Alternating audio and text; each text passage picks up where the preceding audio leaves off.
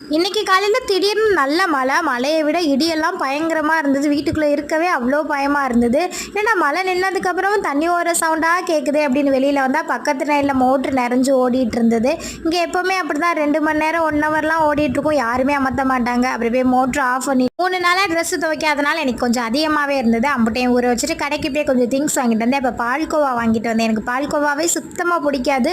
But இந்த time ஊருக்கு போயிட்டு சாப்பிட்டேன்னா கொஞ்சம் நல்லா இருந்த மாதிரி இருந்தது. அதனால் கொஞ்சமாக வாங்கிட்டு வந்தேன். அப்படியே சாதம் வச்சுட்டு இன்றைக்கி வெந்தய குழம்பு தான் ட்ரை பண்ணலாம் அப்படின்னு யூடியூப்பை பார்த்து வச்சேன். செல்வாவும் வண்டிக்கு போயிட்டானா நல்லா இல்லைனாலும் பரவாயில்ல ட்ரை பண்ணி பார்க்கலான்னு தான் பார்த்தேன். யூடியூப்பில் சொன்னது மாதிரி கொஞ்சம் நம்ம விருப்பத்துக்கு கொஞ்சம் அப்படின்னு வச்சு பார்த்தேன். அதுக்கு அப்படியே சைடிஷாக துவையால் வச்சா நல்லாயிருக்கும். பட் நான் அப்பளம் தான் பொரிச்சிருந்தேன்.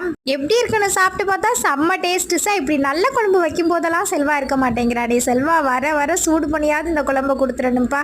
நம்ம ஃபேமிலியில் சர்மிளா அமுதாவுக்கு இனிய பிறந்தநாள் நல்வாழ்த்துக்கள். அப்புறம் ஹாய் பிரியா, எப்படி இருக்கு?